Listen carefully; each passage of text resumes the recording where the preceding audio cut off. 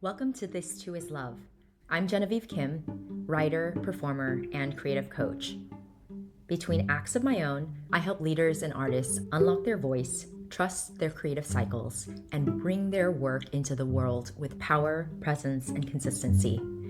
This show blends stories from my book Yes to It All, glimpses into my one-woman show, and reflections on the creative process. It's memoir, workshop, and invitation, an exploration of what it means to live and create with an unshakable voice. Today, I'm stepping away from the book to bring you something raw, current, and alive. This past weekend, I did something I didn't expect to do this soon. I performed the first sliver of my one-woman show, and it didn't happen in a theater under lights. It happened a few weeks ago in the woods of Vermont. It was at a gathering called PINK, which stands for People You Now Know. It was raw, imperfect, but it was probably the most alive I've ever felt on stage. Anthropologists remind us that performance didn't originate in theaters. It happened in caves, by firelight, and clearings and circles. It wasn't about applause, it was about survival, belonging, initiation. Standing there in Vermont, I realized I wasn't inventing something new. I was reaching into something ancient, which is why I wanted to dedicate an episode to the things that I discovered and the lessons I learned at Pink. Lesson number 1, perform before it's ready. Every artist knows this tension between wanting it to be polished and needing to just get it out there. I started writing my one-woman show last year, and up until now it's existed in isolation. Haven't had any rehearsals, no test audiences, not even with close friends.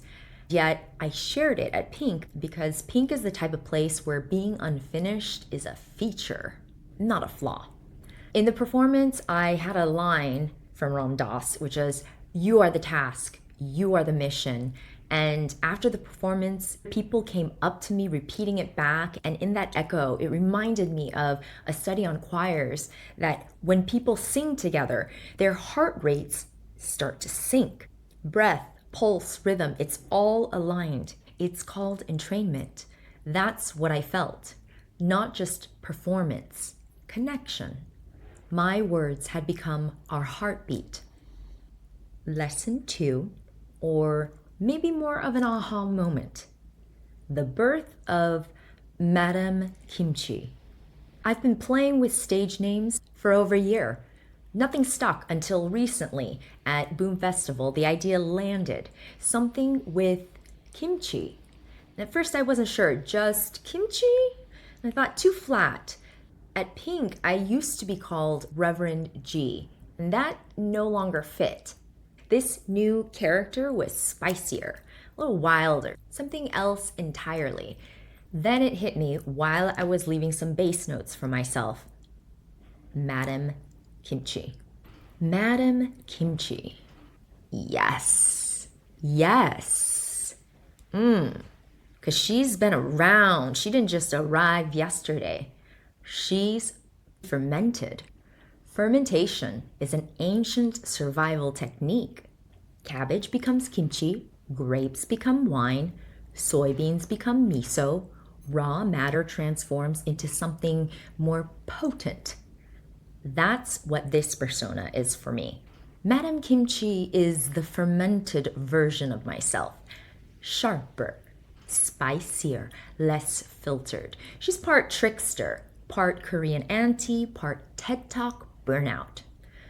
Embodying her opens a voice that feels ancestral, older than me, bigger than me, and deeply irreverent. Side note, my mom used to yell at me for wearing this red scarf on my head, saying I looked like the kimchi lady.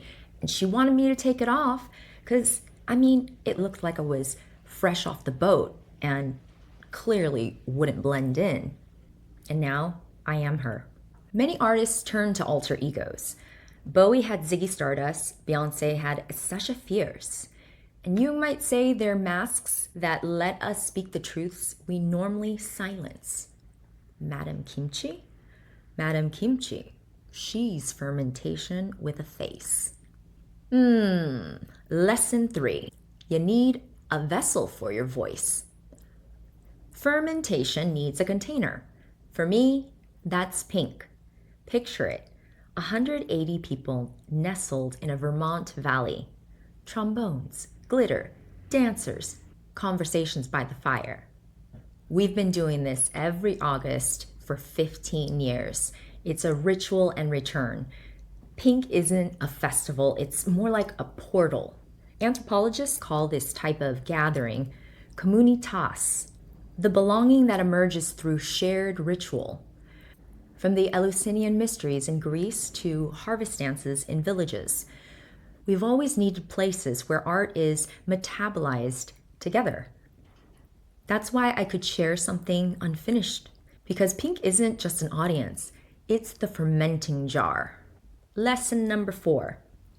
The messy middle of creativity. My show is still fermenting, and so am I. Psychologist Mihai Csikszentmihalyi described creativity not as a ladder, but as a spiral. Sparks, plateaus, sudden loops. Transformation lives in that spiral.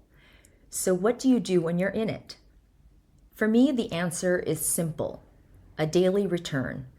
A small, structured, repeatable practice I learned as a classical musician, and it's what's carried me through writing a book, running a company, and now posting a podcast a week, a Substack a week, 3 TikTok videos a day, blah, blah, content. At Pink, a friend asked, how do I keep creating? How do I speak with confidence? She's a poet, but nervous to share her work. So I gave her my practice, which I had never really shared or articulated to anyone before, but she went home and did it and was so blown away by it that she made a whole TikTok video on it.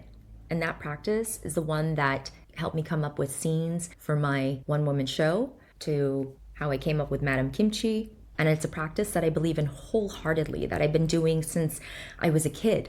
It's how I've shown up consistently for years, and I want to share it with you.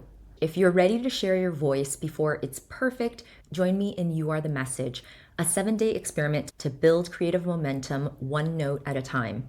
You can register using the link in the show notes below. I'll leave you with this. If you had 5 minutes on stage, what truth would you dare to say out loud? Whether you're in a forest in Vermont or your own living room, the mission is the same. You are the task. You are the mission. So find your own pink, find your creative circle, and when you do, don't be frugal with your soul. Nourish it, fan the flames, because these gatherings aren't just social calls, they're accelerators. They mirror our evolution. They change us. A shout out and big love to my pink family and the OGs who keep this tradition alive. I'll definitely be seeing you next year. If this episode sparks something for you, leave a comment, give a thumbs up, and subscribe for more weekly videos from me on the creative process and finding your creative voice.